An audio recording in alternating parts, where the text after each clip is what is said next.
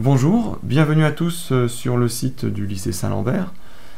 Merci de vous être connectés sur cette présentation de la formation du BTS Travaux publics, une formation que nous dispensons en 2 ans au sein de notre établissement. Donc, le BTS Travaux publics. Alors, les formations BTS, peut-être ne le savez pas encore, ce sont des formations qui se font sur 2 années.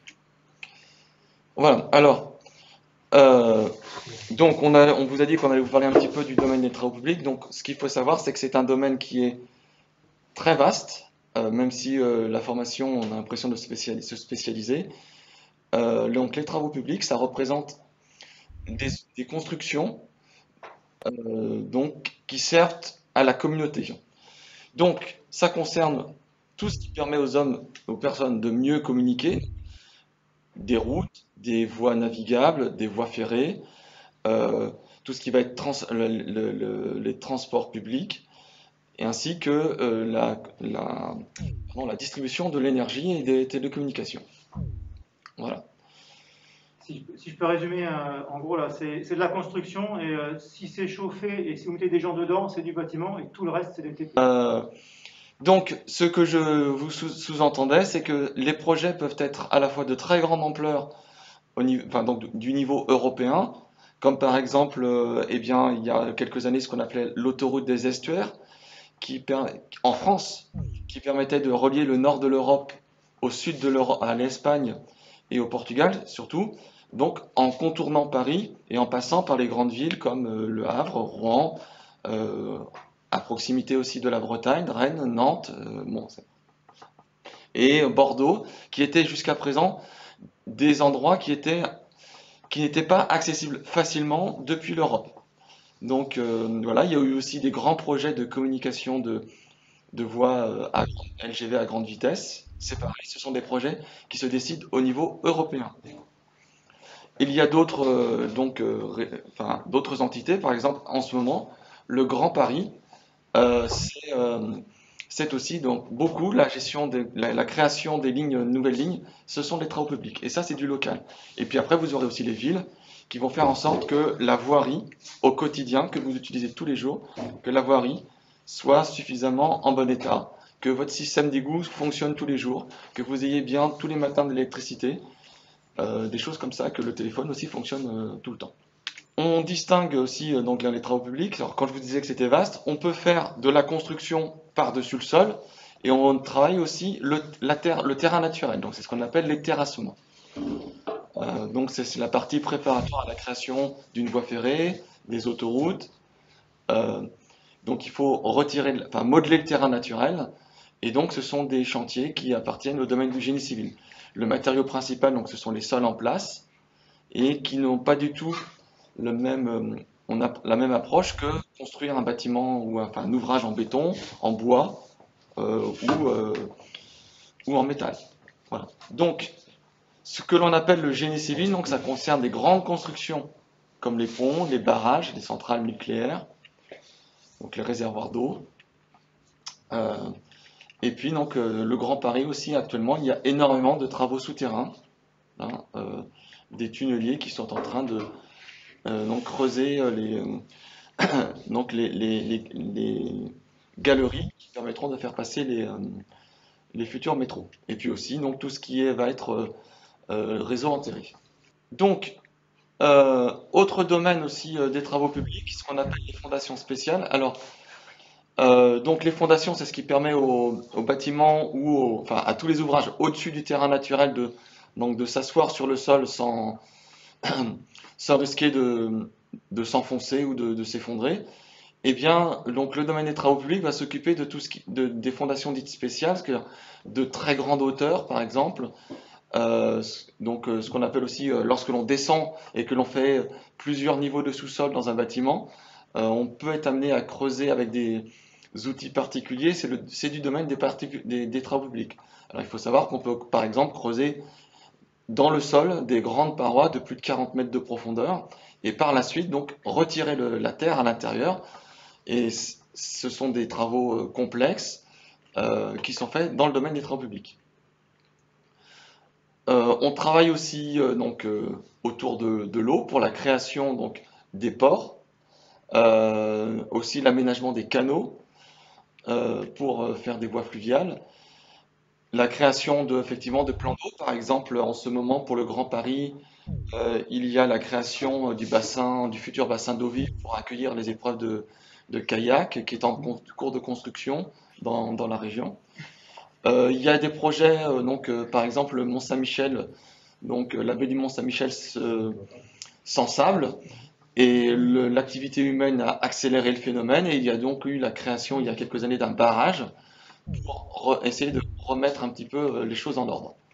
Voilà, et donc la construction, ce que l'on voit souvent, la construction routière, donc il s'agit de réaliser des voies d'ampleur nationale et aussi de la voirie du quotidien. Le Grand Paris, justement, il y a des activités qui sont liées aux voies ferrées, surtout depuis que maintenant, en fait, les acteurs privés peuvent être amenés à construire des voies ferrées. Donc les travaux publics interviennent là-dedans aussi pour renouveler les voies, donc pour créer ce qu'on appelle les ballasts, c'est-à-dire là ce que vous voyez ici, donc les empierrements qui sont sous les voies ferrées. Donc il y a des licences professionnelles que l'on peut faire après le BTS Travaux Publics qui sont liées aux spécificités du rail, puisque c'est le travail du métal qui est différent de ce que l'on peut apprendre en BTS. Voilà, donc alors, les activités liées à l'eau, au transport de l'eau, aussi au traitement des eaux usées, donc c'est aussi un domaine qui est de plus en plus, où beaucoup de travaux sont en cours. Et puis, donc il y aura toute la partie énergie.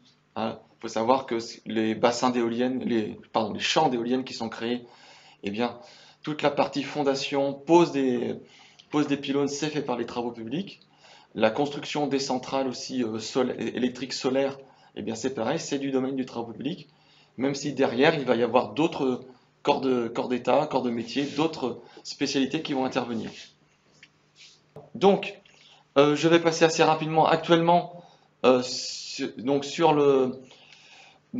va parler ici un petit peu d'emploi quand même, donc de perspective. Donc actuellement, le chantier du Grand Paris amène énormément de travaux dans la région et des besoins à tous les niveaux, aussi bien en main-d'œuvre sur un chantier pour exécuter des tâches bien précises régulièrement au quotidien, et puis aussi pour encadrer ces chantiers et éventuellement, si vous poursuivez vos études, donc les organiser. Et il y a du travail et des perspectives sur le Grand Paris pour encore un nombre d'années, pour encore une bonne dizaine d'années. Parce qu'il y a effectivement une première échéance avec l'accueil des Jeux Olympiques, mais par la suite, il y a donc un schéma qui est prévu jusqu'à l'horizon 2050, donc qui n'est pas du tout terminé, et il y a énormément de travail à faire autour de l'aménagement de la région parisienne. Voilà.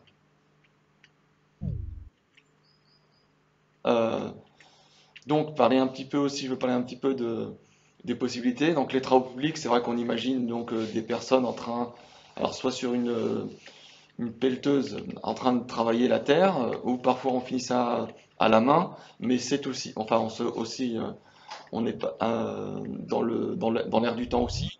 On utilise de plus en plus de matériel informatique, et il y a aussi des métiers qui se créent là-dedans, sur comment est-ce qu'on peut intégrer les outils numériques dans la gestion des chantiers, dans l'utilisation des outils que l'on connaît déjà pour travailler la terre. Donc par exemple, les engins de terrassement sont parfois dirigés par satellite. Il y a un GPS qui enregistre en temps réel la position, qui permet à l'opérateur dans sa cabine de se rendre compte s'il respecte correctement les consignes ou pas. Dans quelques années, je pense qu'il sera aussi guidé de façon plus automatique, mais pour l'instant, c'est encore en voie de développement. Et il y a donc aussi la possibilité de trouver des métiers qui permettent d'assurer le lien entre ce que l'on connaît du domaine des travaux publics, donc l'usage au quotidien des machines et des engins, avec l'électronique et comment justement gérer l'interface entre ces deux domaines. Donc, les BTS, ce sont des métiers, ça prépare à des métiers que l'on appelle d'encadrement. Donc le chef d'équipe encadre quelques ouvriers pour faire une tâche qui lui est donnée par son chef de chantier. Le chef de chantier, c'est celui qui, au quotidien, s'occupe organise la construction. C'est lui qui va dire dans la semaine, on va construire telle et telle chose, qui va gérer les commandes. Le conducteur de travaux, lui, va gérer surtout le budget du chantier. Donc s'assurer par exemple qu'il y a bien si jamais il y a des tâches que ces équipes ne peuvent pas faire, bien trouver des sous-traitants qui peuvent le faire. Il va donc gérer le budget. Et puis il y a d'autres métiers, donc technicien en bureau d'études et technicien aussi au sein d'une collectivité. Là, c'est des métiers donc, où on va plutôt, on va dire, dessiner des plans, en fonction de ce qui a été prévu par les ingénieurs, proposer des solutions ou adapter au terrain. Voilà. Et ça, ce sont des métiers qui sont, alors, chef de chantier, technicien en bureau d'études et technicien dans une collectivité, ce sont des métiers qui sont directement accessibles avec un BTS. Sur le cursus de formation, sur 2 années, donc vous voyez sur le PowerPoint, on voit bien la formation en milieu professionnel, donc à la fin de la première année, donc 8 semaines, mi-mai, début juillet. Et en deuxième année, certaines épreuves qui sont en CCF, qui se font en cours de formation. Donc c'est le cas notamment en mathématiques, en laboratoire, en topographie, en anglais également.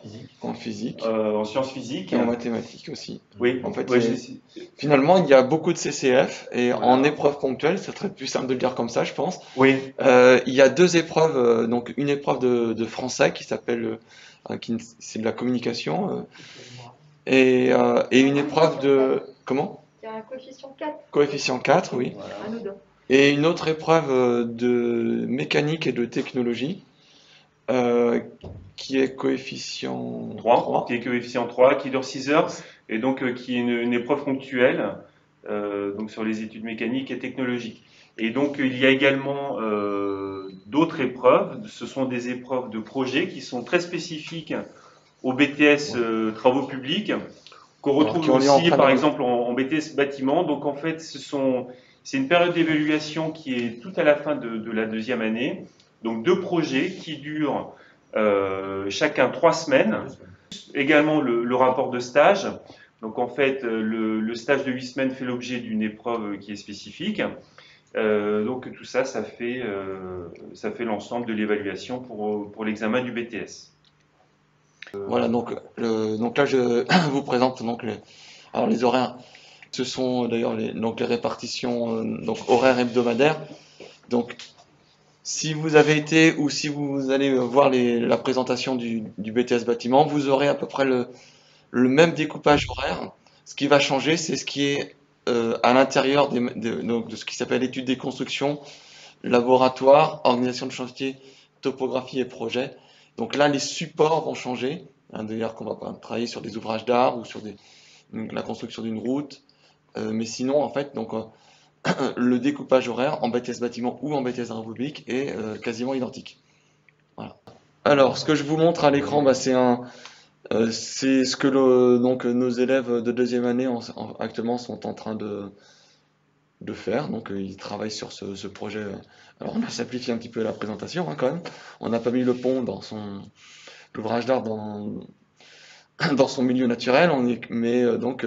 Donc c'est à nos élèves, en partant de l'ouvrage d'art qui doit être réalisé. Donc là, ce que vous voyez apparaître en bleu, vert et rouge, ce sont ce qu'on appelle des tours d'étaiement. Et donc l'objectif pour les élèves, c'est de concevoir ce système d'étaiement qui permettra de réaliser le coffrage, ou autrement dit le moule en quelque sorte, qui permettra de couler le béton pour fabriquer le tablier qui, je le rappelle, est la partie horizontale du pont, celle qui va supporter par la suite la chaussée. Voilà.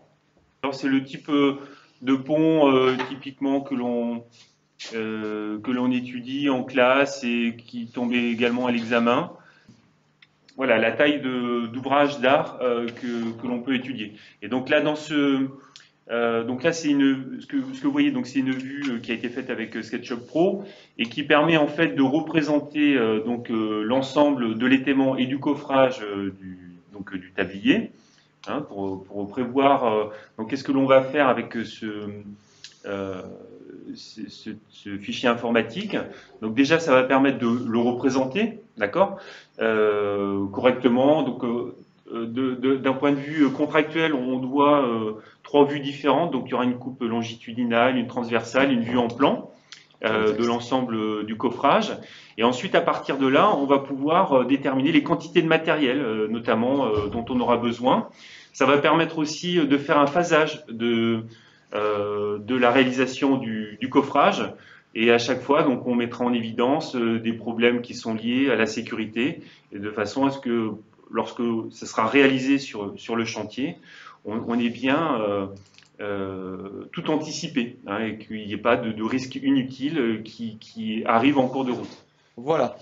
Merci à tous. Et puis, au plaisir peut-être de vous retrouver l'année prochaine, en septembre, dans notre établissement. Au revoir et à très bientôt pour certains d'entre vous. Merci, à bientôt. Merci. Au revoir. Au revoir. Au revoir.